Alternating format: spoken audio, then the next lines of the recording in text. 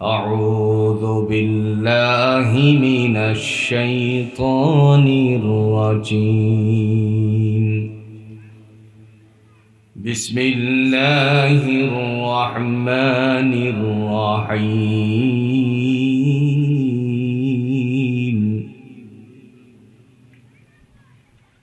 قل يا أيها الكافرون لا أعبد ما تعبدون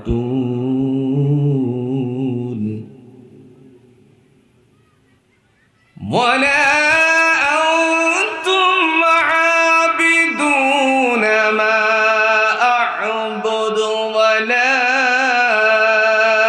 أنا عابد ما عبدتم ولا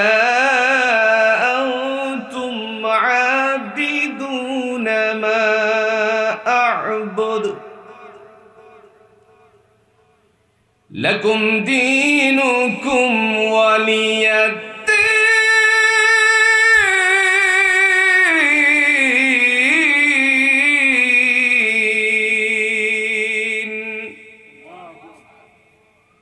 قال رسول الله صلى الله عليه وسلم: أسعد الناس بشفاعة يوم القيامة من قال لا إله إلا الله خالصا قلبه أو نفسه وقال عليه الصلاة والسلام: إن الشرك لظلم عظيم، أو كما قال عليه الصلاة والسلام. اللهم صل على محمد وعلى آل محمد كما صليت على إبراهيم وعلى آل إبراهيم إنك حميد مجيد. اللهم بارك على محمد وعلى آل محمد كما باركت على إبراهيم وعلى آل إبراهيم إنك حميد مجيد.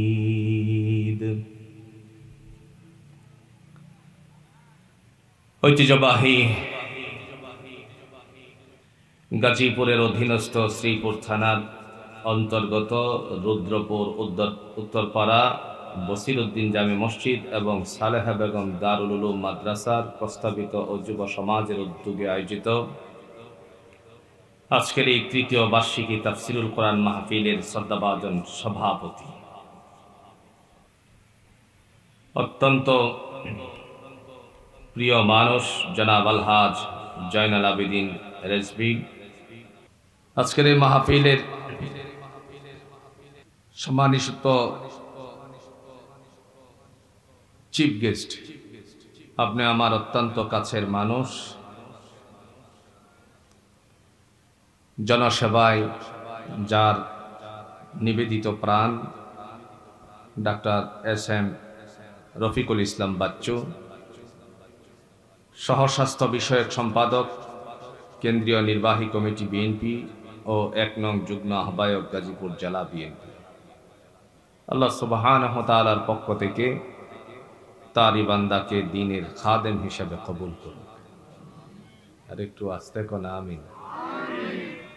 মুআজ্জাজ মুকাররম উলামায়ে কেরাম, পিতৃতুল্য মুরব্বিয়ানে আযম, সমবয়স্ক যুবক ভাইরা, পর্দার অন্তরালের অবলা সরলা মা ও বোনেরা, আল্লাহ সুবহানাহু ওয়া তাআলার দরবারে অগণিত শুকর যে আল্লাহ তাআলা আমাদেরকে খোলা আকাশের ময়দানে সুন্দর একটি পরিবেশের মধ্য দিয়ে যুবকদের অনুপ্রেরণায় এই রুদ্রপুর উত্তরপাড়া বসিরউদ্দিন জামে মসজিদ এবং সালেহা বেগম দারুল উলুম মাদ্রাসার প্রস্তাবিত এই মাহফিলে আসতে পেরে আপনারা খুশি না বেজার? আমরা সেই খুশির আওয়াজটুকু আল্লাহর কাছে শুকরিয়া তান আদায় করে নিচ্ছি, আলহামদুলিল্লাহ। প্রিয় উপস্থিতি, আমি আপনাদের মাঝে বাস্তবিক আমলের একখানা সূরা, যেই সূরাটার নাম হলো সূরাতুল কাফিরুন। নামাজে আমরা পড়ি কিনা বলেন। এই সূরাতুল কাফিরুন তেলাওয়াত করেছি, তদানুযায়ী রাসূল আরবি সাল্লাল্লাহু আলাইহি ওয়াসাল্লামের অগণিত হাদিসের টুকরাগুলো থেকে দুইখানা হাদিসের কথা উপস্থাপন করেছি। আল্লাহ চাহে তো এর থেকে কিছু কথা বলে বিদায় নিতে চাই, তিনি যেন তৌফিক দান করেন।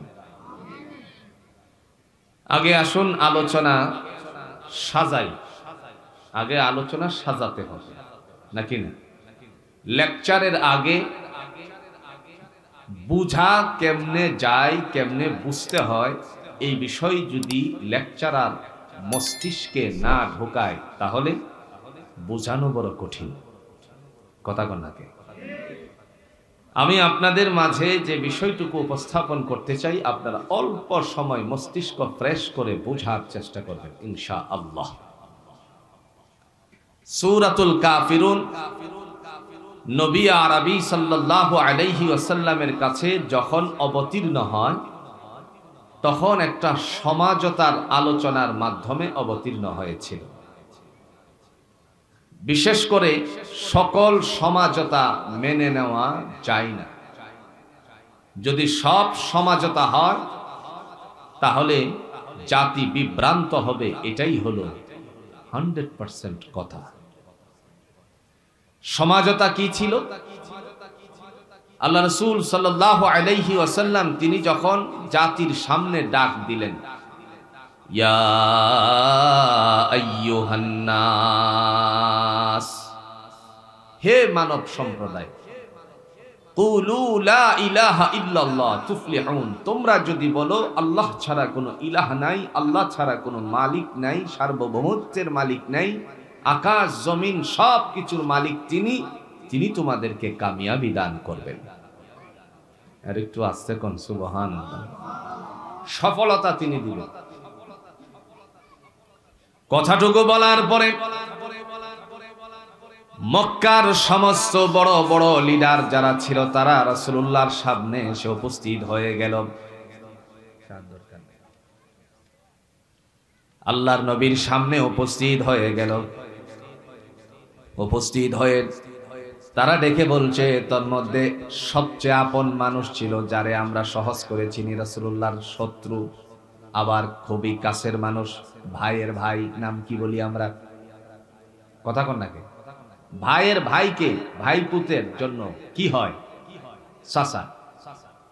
ইসলামের প্রথম জামানায় যার নাম ছিল আবুল হাকাম, যখন রাসূলুল্লাহর কথা মানেনি তখন তার নাম হয়ে গেল আবু জাহেল।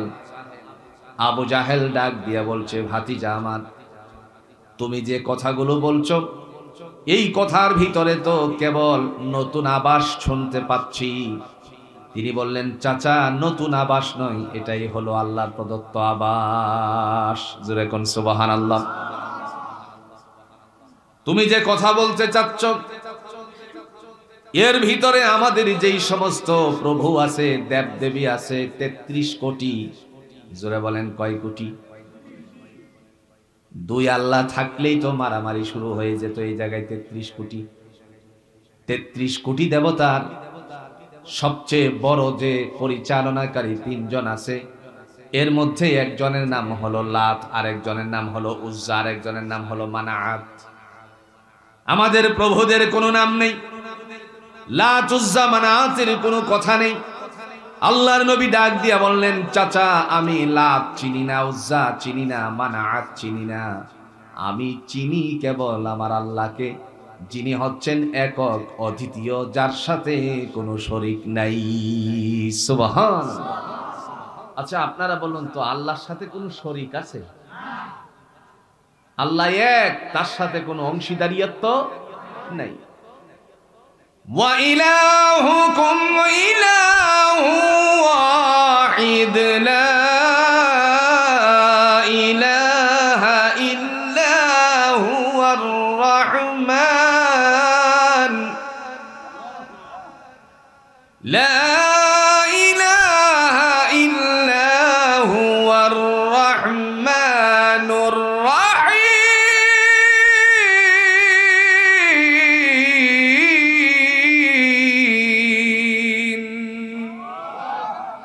কে বলেছে? বলেছেন? সূরাতুল বাকারার 163 নম্বর আয়াতে আল্লাহ বলেন, তোমাদের উপাস্য একমাত্র উপাস্য লা ইলাহা ইল্লা হুয়া, তিনি ছাড়া আর কোনো উপাসনাকারী নাই। হুয়ার রহমানুর রহিম, তিনি হলেন পরম করুণাময় এবং দয়ালু। যিনি আমাদের পরম করুণাময় দয়ালু। এবার আমরা সবাই মিলে সাক্ষী দেই, সেই আল্লাহ। জোরে বলেন কয়? এক। কথা বলা মাত্রই আবু জাহেল ডেকে বলছে, তোমার সাথে আমি ঝগড়ায় লিপ্ত হতে চাই না, চলো আমরা একটা সমঝোতায় পৌঁছি। মুহূর্তের মধ্যে নবীজি বললেন, চাচা কিসের আবার সমঝোতা? ডেকে বলল, 1 মাস তোমার রব তোমার আল্লাহর দাসত্ব গোলামি আমরা করব, আর সবাই তোমরা মিলে আমাদের 33 কোটি দেবতার পূজা করবে। একটু আস্তে কোন। এবার আপনারা বলুন তো, রাসূল কি এই সমঝোতা মানতে পারে নাকি? এই জন্য বলছি, সব সমঝোতা মানার কোনো সুযোগ নেই, তাহলে জাতি বিভ্রান্ত হবে। এমত অবস্থায় আল্লাহ রাব্বুল আলামিন নবীজির চেহারাটুকু ফ্যাকাশে দেখলেন। গাম্ভীর্যময় অবস্থা দেখার পরে আল্লাহ পাক বললেন, জিবরাইল যাও আমার রাসূলের কাছে গিয়ে একটি বাণী পৌঁছিয়ে দিয়ে আসো। সেই বাণীটা আজকে আমরা নামাজের ভিতরে পড়ি, সূরাতুল কাফিরুন। আল্লাহর পক্ষ থেকে জিবরাইল আসলেন। জিবরাইল এসে ডেকে বললেন, নবী আমার, মহান আল্লাহ পাক রব্বুল আলামিন তাদের সমঝোতার বিরুদ্ধে আপনাকে কিছু বাণী দিয়ে পাঠিয়েছেন, আপনি তাদের বেলায় বলুন, কুল ইয়া আইয়ুহাল কাফিরুন।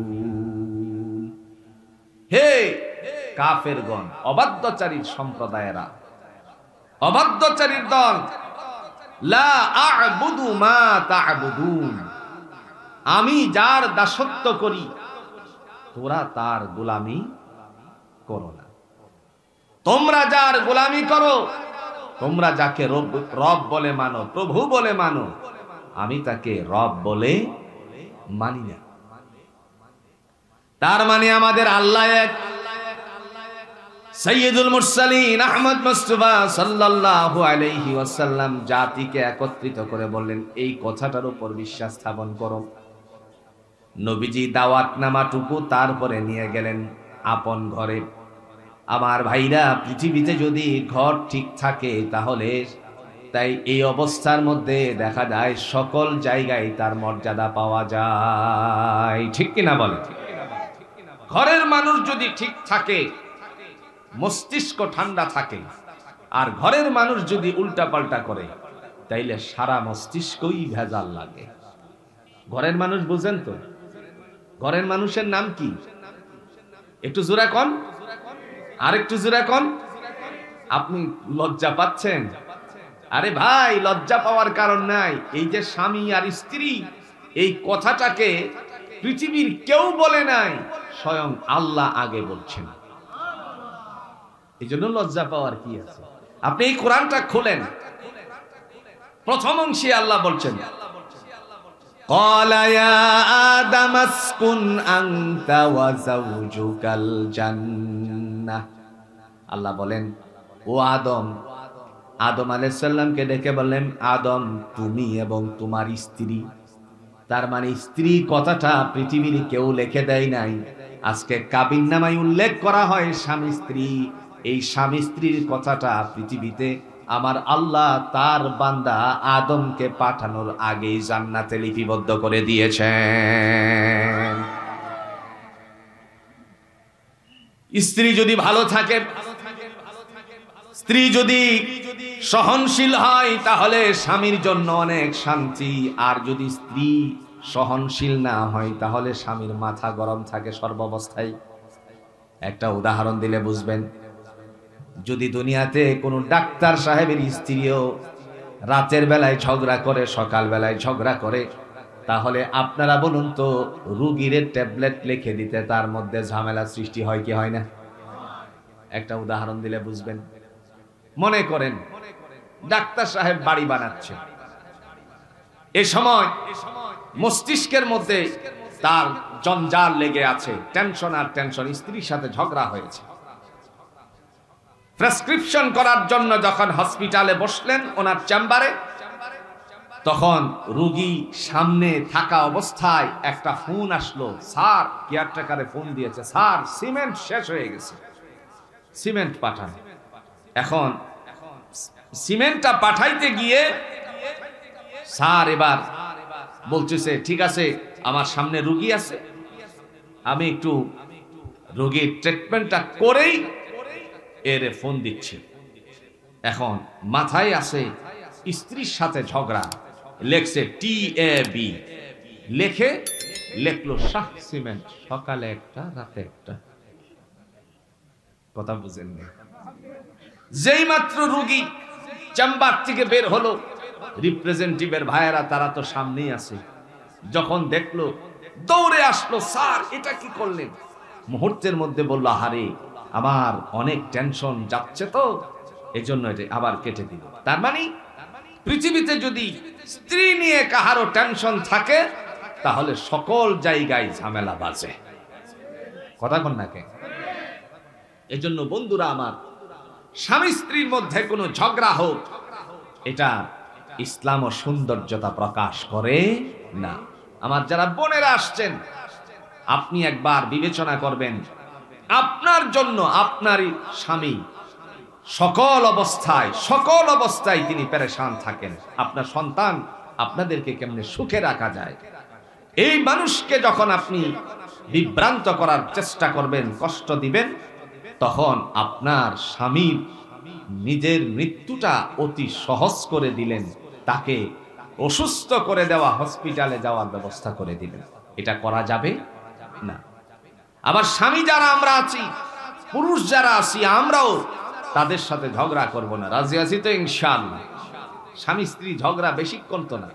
স্বামী যদি 5 মিনিট নীরব থাকে, স্ত্রীর বকবক যত কিছু আছে সব বন্ধ হয়ে যায়। কথা কন নাকি? এটার একটা আমার কাছে কবিরাজি আছে। কথা কয় কি আছে? আমার কাছে একজন মহিলা আসছিল, হুজুর আমার একটা তাবিজ দেন। আমি বললাম, আমি তো তাবিজ টুবিজ দেই না, কয়েকটা কিছু দিতে হবে। কেন? আমার স্বামী শুধু আমারে মারে। কি করে? কথা কন নাকি? কি করে? মারে। এখন চিন্তা করলাম, যে আল্লাহর বান্দি, স্বামী যদি মনে হয় এক কথা বলে, সে উত্তরে আরো 10টা বলে, তো স্বামীর রাগ কমবে না বাড়বে? কথা কন নাকি? কমবে না বাড়বে? বাড়বে। আমি চিন্তা করলাম কেমনে কি করা যায়। তারে বললাম, বৃষ্টির পানি নিয়ে আসবেন, কারণ বৃষ্টির পানিতে কোনো আয়রন নেই। আনার পরে আমি তাকে একটু ফু দিয়ে বললাম, যখন আপনার স্বামী রাগ করে আপনাকে মারতে আসবে, তখন আপনি ঘরে যাবেন, ঘরে গিয়েই পানিটা মুখে নিয়ে চুপ করে বসে থাকবেন। খবরদার পানি যদি মুখ থেকে পড়ে তাইলে কিন্তু মায়ের একটা। কথা বুঝেন নাই? আমি বুঝছি মুখ বন্ধ থাকলেই স্বামী ভালো হয়ে যাবে, তাহলে পানি যদি মুখ থেকে পড়ে তাহলে উপায় আছে তার? কিছুদিন পরে এসে বলল, হুজুর মায়ের কমে গেছে কিন্তু গালি তো কমে না। আমি কি সেটাও কমবে? এবার ভোলাগঞ্জে, আলীগঞ্জে যখন আমি এক প্রোগ্রামে গেলাম, তখন বলতেছে স্বামী স্ত্রী মিলে এসে, হুজুর আমরা দুইজন ভালো হয়ে গেছি, মারামারি সব বন্ধ হয়ে গেছে। ইসলামে কৌশল আছে কিনা? যে কথাটি বলছিলাম, নবী মুহাম্মদুর রাসূলুল্লাহ সাল্লাল্লাহু আলাইহি ওয়াসাল্লাম ঘরে গেলেন। ঘরে যাওয়ার পরে আল্লাহ রাব্বুল আলামিনের বান্দির কাছে গিয়েই বললেন, ইয়া খাদিজা, আপনি কালিমা পড়ে মুসলমান হয়ে যান। তিনি কোনো প্রশ্ন করলেন না, প্রশ্ন ছাড়াই কালিমা পড়ে তিনি মুসলমান হয়ে গেছেন। কারণ স্বামী স্ত্রীর মিলের একটা ব্যাপার আছে। এখন প্রশ্ন হলো, তিনি কেন প্রশ্ন করলেন না? এর পিছনে কেবলমাত্র একটি কারণ, মক্কার কোনো মানুষ জানতো না নবীজি মুহাম্মদ সাল্লাল্লাহু আলাইহি ওয়াসাল্লাম যে আল্লাহর নবী হবেন। কেউ না জানলেও খাদিজা রাদিয়াল্লাহু তাআলা আনহা জানতেন তিনি আখিরি নবী হবেন। এখন আপনাদের মনে প্রশ্ন জাগছে কিনা, মক্কার যদি কেউ না জানে, খাদিজা রাদিয়াল্লাহু তাআলা আনহা কেমনে জানলেন? ইতিহাসের পাতা থেকে স্বর্ণাক্ষরে লেখা রাসূলুল্লাহকে যখন তিনি তার কাজের সহযোগী হিসাবে নিলেন, তার মানে কাজ করার জন্য তিনি যখন একজন দায়িত্বশীল খুঁজছিলেন, দায়িত্বশীল খুঁজতে গিয়ে আল্লাহর নবীর কথা যখন তার বন্ধু বলল, যদি তুমি আমানতদার খুঁজতে চাও তাহলে একমাত্র আহমদের কাছে আমানতদারি আছে, রাসূলুল্লাহর কাছে আমানতদারি আছে। এই কথাটুকু শোনার পরে খাদিজা রাদিয়াল্লাহু তাআলা আনহার পক্ষ থেকে যখন প্রস্তাবটুকু দেওয়া হলো, এই মুহূর্তে আল্লাহ পাক রব্বুল আলামিনের বান্দার কাছে প্রস্তাব নিয়ে যাওয়ার চাচা আবু তালেবের কাছে গিয়ে বলল, আপনার ভাতিজাকে খাদিজা রাদিয়াল্লাহু তাআলা আনহার কাজে নিয়োগ দেওয়ার জন্য প্রস্তাবনা আসছে, আপনি কি বলেন? তো আমার ভাতিজা আসলে তারপরে বুঝে পারবো। বুঝতে গিয়ে পরামর্শ করলেন, তিনি বললেন, চাচা আপনি যা ভালো মনে করেন তাই করুন। শেষ পর্যন্ত যখন সিদ্ধান্ত গৃহীত হয়ে গেল, কাজের মধ্যে নিয়োগ পেলেন, আল্লাহর নবীকে নিয়ে যখন তিনি রওনা করলেন, একটি পর্যায়ে খাদিজা রাদিয়াল্লাহু তাআলা আনহার এক চাচাতো ভাই ছিলেন তাওরাতের পণ্ডিত, সে ছিল একজন পাদ্রী। ডাক দিয়ে বলছে, খাদিজা তুমি সামনে আসো। তিনি যখন তার কাছে গেলেন, যাওয়ার পরে বললেন, তোমার কাজের সহযোগী যে নিয়েছো তার নাম কি? আহমদ। নাম কি? আরো জোরে বলেন। এবার বলল, তুমি তাকে নিয়ে শাম সিরিয়ায় ব্যবসার উদ্দেশ্যে বেশি যাবা না, ওখানে বেশি পাঠাবা না, কারণ আমার মতন সেখানে অনেক পাদ্রীরা আছে, তারা চিনে ফেলবে। তুমি যাকে কাজের সহযোগী হিসাবে নিয়েছো, শেষ নবী হওয়ার যতগুলো সিমটন আছে সমস্ত সিমটন গুলো তার চেহারার মধ্যে বিদ্যমান আছে। তার মানে মক্কার কেউ না জানলেও, জোরে বলুন তো, জানতো কে? কে জানিয়েছেন? Waraqa bin নওয়াফেল। ওয়ারাকা বিন নওয়াফেল এই কথাও বললেন, খাদিজা শোনো, আমি যদি ওই সময় জীবিত থাকি তাহলে তোমার এই কাজের সহযোগী যে তার কাছে গিয়ে কালিমা পড়ে মুসলমান হব। সুবহানাল্লাহ বলতেন না? এই সময়টুকু তিনি আর পান নাই, এর আগেই আল্লাহর বান্দা চলে গিয়েছিলেন। এই জন্য ভাইয়েরা আমার, আল্লাহ রাব্বুল আলামিন দেখে বলেন, হে জগৎবাসী তুমি এই কথা স্বীকার করবে, আমি আমার রব, আমার আল্লাহ হলো এক, তার সাথে কোনো শরীক নাই। তার কারণ হলো ব্যবসার উদ্দেশ্যে আমার আল্লাহ রাব্বুল আলামিন তিনি বলছেন, তোমার সাথে আমি একটা ব্যবসা করতে চাই, সেই ব্যবসাটা হবে ভালো আর মন্দের। ভালো ব্যবসা মন্দের ব্যবসা কিরকম হবে? মানুষ যখন আমরা কোনো কিছু কিনতে যাই, আপেলের দোকানে আপেল কিনতে গিয়ে, জুড়ে বলুন তো, আপনি একটু বাছেন কিনা? কথা কন না কেন? কোনটা ভালো সেটাকে বেছে নেন। আল্লাহ বলেন, দুনিয়ার কোনো পণ্য কিনতে গিয়ে তোমরা যদি বাঁচতে পারো তাহলে আমার দিন কিনার জন্য বাঁচা প্রয়োজনীয়তা আছে। কোরআনুল হাকিমের সূরাতুল বাকারার 3 নম্বর পৃষ্ঠার মহান আল্লাহ পাক রব্বুল আলামিন দেখে বলেন, আমি মানুষের সাথে ব্যবসা শুরু করেছি, ব্যবসার পণ্য হলো দুইটা, একটা হলো ভালো আর একটা হলো মন্দ। একটার নাম হলো হেদায়েত, আরেকটার নাম হলো গুমরাহি। জুড়ে বলেন, ঘোষণা দিয়েছেন কে? দলিল আল্লাহর কোরআন।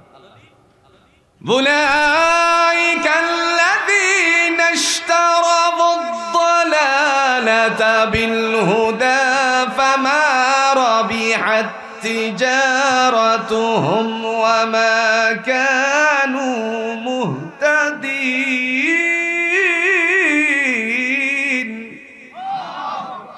আল্লাহ বলেন, তারা হলো ওই সমস্ত লোক যাদেরকে আমি আল্লাহ রাব্বুল আলামিন ফয়সালা করেছি। তারা ওই সমস্ত মানুষ যারা হেদায়েতকে বাদ দিয়ে গোমরাহি খরিদ করেছে, এদের ব্যবসাটার মধ্যে সফলতা অর্জন করতে পারে নাই, ফলে হেদায়েত প্রাপ্ত হয় নাই। তার কারণ আমি আল্লাহ রাব্বুল আলামিন ওই মানুষগুলোকে দুনিয়াতে লাঞ্ছিত করে দিয়েছি। নাউজুবিল্লাহ বলেন। হেদায়েতের মালিক কে? আরো জোরে বলেন, মালিক কে? এই হেদায়েত পেতে হলে রাসূলুল্লাহকে মানতে হবে কি হবে না?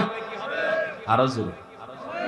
আল্লাহ কোরআনের সূরাতুন নিসার ৮০ নম্বর আয়াতের মধ্যে পৃথিবীবাসীকে বোঝানোর জন্য বললেন, মাইয়ুতি'র রাসূলা ফাকাদ আতা আল্লাহ, ومن تولى فما أرسلناك عليهم حفيظا নবী আমার আল্লাহ পাক বলেন যারা আপনাকে মানে যারা নবীকে মানে তারা আমি আল্লাহকে মানে আর যারা নবীকে মানে না তারা কোশ্চিনকালেও আল্লাহকে মানতে পারে না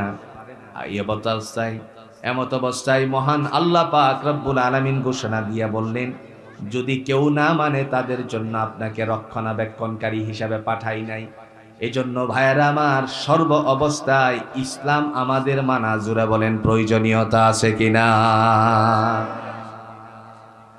মহান আল্লাহ রাব্বুল আলামিন এই কারণে বলেন কুল ইয়া আইয়ুহাল কাফিরুনা লা আ'বুদু মা তা'বুদুন। ও নবী আপনি বলুন হে অবাধ্যচারীর দলেরা তোমরা যার দাসত্ব করো আমি যার গোলামি করি তোমরা তার গোলামি করো না, তোমরা যার গোলামি করো আমি তার গোলামি করি না। শেষের আয়াতের শেষাংশটা আমি আপনাদেরকে একটু বুঝানোর চেষ্টা করছি। আয়াতের শেষাংশে এই কথা উল্লেখ করা আছে লাকুম দীনুকুম, একটু জোরে বলেন লাকুম দীনুকুম ওয়ালিয়া দীন।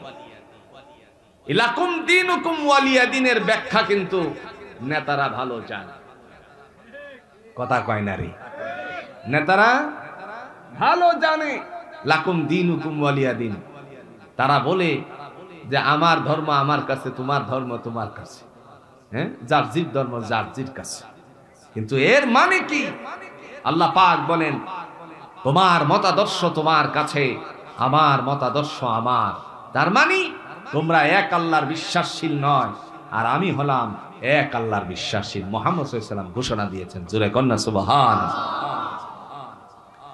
আপনি যদি কোরআন খোলেন, নবীদের ইতিহাস যদি আপনি তালাশ করেন, এই কোরআনে 20 থেকে 22 জন নবীর ইতিহাস বর্ণনা করা আছে। প্রত্যেক নবীদের ইতিহাস বর্ণনার পিছনে একটা মাত্রই কারণ, সবাই জোরে বলুন তো ঘোষণা দিয়েছেন কার কথা?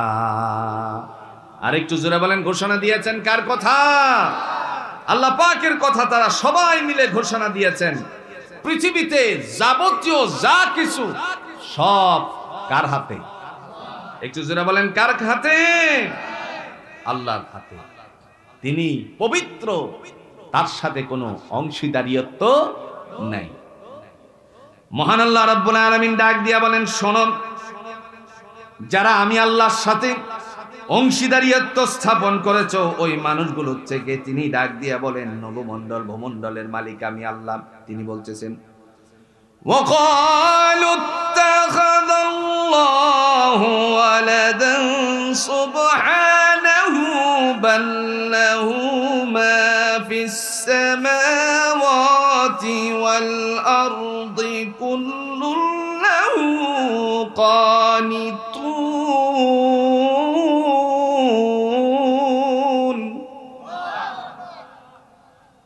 মহান আল্লাহ রাব্বুল আলামিন তিনি ডাক দিয়া বলেন, তারা বলে নবমণ্ডল এবং ভূমণ্ডলের কথা। এই কথা বলতে গিয়ে বলেন আল্লাহর সন্তান গ্রহণ করেছেন। আপনারা বলুন তো আল্লাহর কোনো সন্তান আছে নাকি? আরো জোরে বলেন আছে নাকি? সে আল্লাহ পাক রব্বুল আলামিন তিনি বলছেন আমি এর থেকে পবিত্র, তার মানে আমার কোনো সন্তানাদি নাই। এই কোরআন খুললে পরে সবচেয়ে ব্যস্ত জীবনের যে সূরাটা পাওয়া যায়, মানুষ ব্যস্ত জীবনে এসে নামাজ পড়তে গিয়ে সালাত আদায় করতে গিয়ে ছোট্ট সূরা তালাশ করে, এর মধ্যে একটার নাম হলো সূরাতুল ইখলাস। নাম কি? সূরাতুল ইখলাসে আমরা দেখেছি আল্লাহ বলেন কুল হুয়াল্লাহু আহাদ। নবী আপনি বলুন আমি আল্লাহ এক, আল্লাহুস সামাদ, আমি হলাম অমুখাপেক্ষী। পৃথিবীর যা কিছু আছে সব জুড়ে বলুন মুখাপেক্ষী কার? আরো জোরে মুখাপেক্ষী কার? সবাই আমরা আল্লাহর মুখাপেক্ষী। তিনি বলছেন আমি কাহারও মুখাপেক্ষী নই। এই কথা, এই আয়াতের তাৎপর্য কি? মক্কি জীবনে একজন আল্লাহর বান্দা ছিল, তিনি দেবতার পূজা করতেন, দেবতারে রব বলে স্বীকার করত, ডাকত। এই সময় বলতে লাগলো পাহাড়ের চূড়ায় বসে বসে ইয়াসানামু ইয়াসানামু ইয়াসানাম, সনম রে ডাকে। সনম মানি দেবতা, ডাকতে ডাকতে সে যখন ক্লান্ত হয়ে গেল, একাধারে 40 বছরের শেষ রজনীর পূর্ব মুহূর্ত পর্যন্ত সনামরে ডাকে, কিন্তু সনামে কোনো উত্তর দেয় না। আপনারা সাক্ষী দেন তো, কোন দেবতারে ডাকলে পরে উত্তর দেয় নাকি? কথা কোন নাকি? যখন তারা উত্তর দিল না, একদিন রাত আল্লাহর বান্দা শেষ রজনীতে ডাকতে গিয়ে বলতে লাগলো, ইয়া সনামু ইয়া সনামু ইয়া সনাম। তন্দ্রাচ্ছন্ন হয়ে অনিচ্ছাকৃত ভাবে বলতে লাগলো, ইয়া সমাদ। আমরা পড়েছি কোরআনে আল্লাহুস সমাদ, জোরে বলেন আছে কিনা? সাথে সাথে আওয়াজ আসছে, লাব্বাইকা ইয়া আবদি, বান্দারে তোমার ডাকে আমি সাড়া দিচ্ছি, প্রস্তুত। কে প্রস্তুত? আপনাদের কি কষ্ট হবে? ধরেন ভিজে গেলেন, কষ্ট হবে? আল্লাহ যদি আমাদেরকে ভিজায়া শান্তি পান ভাই, তাহলে ভিজতে কোনো সমস্যা আছে? আর আমরা এখানে বসছি, আল্লাহর যদি মনে হয়, আল্লাহর যদি ইচ্ছে হয় যে আমার বান্দারা কোরআনের কথাগুলো শুনছে, তাহলে আল্লাহ তো বৃষ্টি বন্ধ করে দিতেও পারে। ক্ষমতা আল্লাহর হাতে না ভাই। আল্লাহ আমাদেরকে ভিজায়া শান্তি পেলে আমরা ভিজতে রাজি আছি। আর যদি আল্লাহ মনে করেন যে না, রুদ্রপুরে আজকের এই তাফসিরুল কোরআন মাহফিল হোক, তো আল্লাহ তো তাও পারে না, পারে না? আমরা আলোচনায় থাকি ইনশাআল্লাহ। মহান আল্লাহ রাব্বুল আলামিন তিনি যখন আওয়াজ দিলেন, সাড়া দিলেন, মুহূর্তের ভিতরে এই সময়টুকুর মধ্যে তার তন্দ্রা ভেঙ্গে গেল। তন্দ্রাটুকু ভেঙ্গে যাওয়ার কারণে আল্লাহ পাক রব্বুল আলামিনের বান্দা এদিক ওদিক তাকাতে শুরু করলো, কে আমার প্রশ্নের জবাব দিয়েছেন। আবার ইচ্ছা করে ডাক মারলো, ইয়া সমাদ। আল্লাহ বলেন, লাব্বাইকা ইয়া আবদি, লাব্বাইকা ইয়া আবদি 70 মাররা। বান্দার ডাকে যেন 70 বার আমার আল্লাহ রাব্বুল আলামিন সাড়া দিয়েছেন। মুহূর্তের মধ্যে সে এখান থেকে চলে গেল। সকাল হওয়া মাত্রই মুসা কালিমুল্লাহর কাছে গিয়ে বলছেন, মুসা কালিমুল্লাহ বলুন তো, আমি রাতের বেলায় এই আওয়াজটা পেয়েছি, কে আমার উত্তর দিয়েছেন? হযরত মুসা আলাইহিস সালাম বললেন, ওগো আল্লাহর বান্দা, তোমার উত্তর যিনি দিয়েছেন তিনি হলেন রব্বি আল্লাহ, আমারও আল্লাহ, তোমারও আল্লাহ। এজন্য আমরা ঘোষণা দিব, হুকুম পালন করব, জোরে বলেন কার? আজকে যারা চলে গেছে পৃথিবীতে, আমরাও চলে যাব। যেহেতু গণকবরস্থান সহ সকল মাইয়াতের রুহের মাগফিরাত কামনায় আজকের এই তাফসিরুল কোরআন মাহফিল, আমার ভাইরা যারা চলে গেছে, আমাদেরও সেই রাস্তায় যাওয়া লাগবে কি লাগবে না? কথা কন্যাকে লাগবে কিনা? পৃথিবীতে চিরন্তন সত্য যদি কোনো কথা থাকে, সেই সত্য কথাটার নাম হলো মৃত্যু। ওয়াজা সাখরাতুল মাউত বিল হক, মৃত্যুর যন্ত্রণা চিরন্তন সত্য। কাহারও আগে কাহারও পরে আমার আল্লাহ দিয়ে দিবেন, জোরে কোন ঠিক কিনা? আল্লাহ রাব্বুল আলামিন তিনি ডাক দিয়া বলেন, আমি কোনো সন্তান গ্রহণ করিনি, নবমণ্ডল ভূমণ্ডলের মালিক আমি আল্লাহ। সে আল্লাহ পাক রব্বুল আলামিন ডেকে বললেন, লাম ইয়ালিদ ওয়া লাম ইউলাদ। আসেনি কোরআনে? জোরে বলেন আসেনি? আল্লাহ বলেন, লাম ইয়ালিদ ওয়া লাম ইউলাদ, আমি কাউকে জন্ম দেই নাই, কাহার থেকে জন্ম হয় নাই। জোরে বলেন ঘোষণা কার? আরেকটু জোরে বলেন ঘোষণাটা কার? আল্লাহ কাউকে জন্ম দেন নাই, কাহারও পক্ষ থেকে জন্ম হয় নাই। এই জন্য ভাইয়েরা আমার, আমরা আল্লাহর উপর বিশ্বাস স্থাপন করেছি।